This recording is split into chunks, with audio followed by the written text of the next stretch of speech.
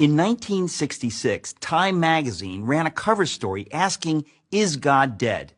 The cover reflected the fact that many people had accepted the cultural narrative that God is obsolete, that as science progresses, there's less need for a God to explain the universe. It turns out, though, that the rumors of God's death were premature. In fact, perhaps the best arguments for his existence come from, of all places, science itself. Here's the story. The same year Time featured its now famous headline, the astronomer Carl Sagan announced that there were two necessary criteria for a planet to support life: the right kind of star and a planet the right distance from that star. Given the roughly octillion planets in the universe, that's one followed by 24 zeros, there should have been about septillion planets, that's one followed by 21 zeros, capable of supporting life. With such spectacular odds, scientists were optimistic that the search for extraterrestrial intelligence, known by its initials SETI, an ambitious project launched in the 1960s, was sure to turn up something soon. With a vast radio telescopic network, scientists listened for signals that resembled coded intelligence. But as the years passed, the silence from the universe was deafening. As of 2014, researchers have discovered precisely bupkis, nada, zilch, which is to say zero followed by an infinite number of zeros. What happened? As our knowledge of the universe increased, it became clear that there were, in fact, far more factors necessary for life, let alone intelligent life, than Sagan supposed. His two parameters grew to 10, then 20, and then 50, which meant that the number of potentially life-supporting planets decreased accordingly. The number dropped to a few thousand planets and kept on plummeting. Even SETI proponents acknowledged the problem. Peter Schenkel wrote in a 2006 piece for Skeptical Inquirer, a magazine that strongly affirms atheism, "In light of new findings and insights, we should quietly admit that the early estimates may no longer be tenable."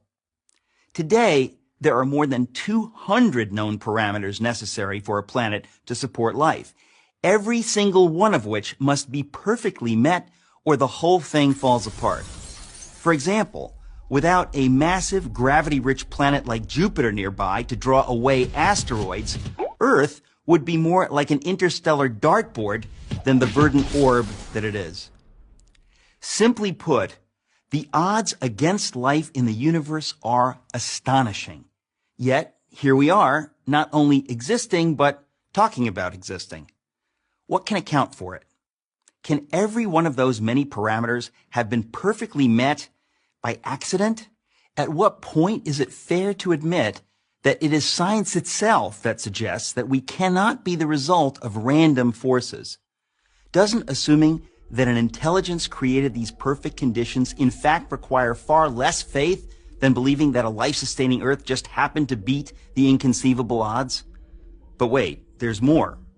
The fine-tuning necessary for life to exist on a planet is nothing compared with the fine-tuning required for the universe to exist at all.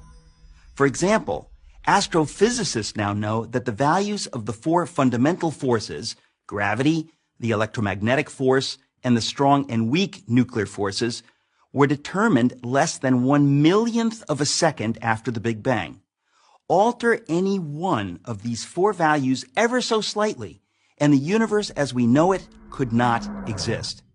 For instance, if the ratio between the strong nuclear force and the electromagnetic force had been off by the tiniest fraction of the tiniest inconceivable fraction, then no stars could have formed at all. Multiply that single parameter by all the other necessary conditions, and the odds against the universe existing are so heart-stoppingly astronomical that the notion that it all just happened defies common sense. It would be like tossing a coin and having it come up heads 10 quintillion times in a row. I don't think so. Fred Hoyle, the astronomer who coined the term Big Bang, said that his atheism was greatly shaken by these developments. One of the world's most renowned theoretical physicists, Paul Davies, has said that the appearance of design is overwhelming. Even the late Christopher Hitchens, one of atheism's most aggressive proponents, conceded that without question the fine-tuning argument was the most powerful argument of the other side. Oxford University professor of mathematics, Dr. John Lennox, has said, the more we get to know about our universe, the more the hypothesis that there is a creator gains in credibility as the best explanation of why we are here. The greatest miracle of all time is the universe. It is the miracle of all miracles, one that inescapably points to something or someone beyond itself. I'm Eric Metaxas for Prager University.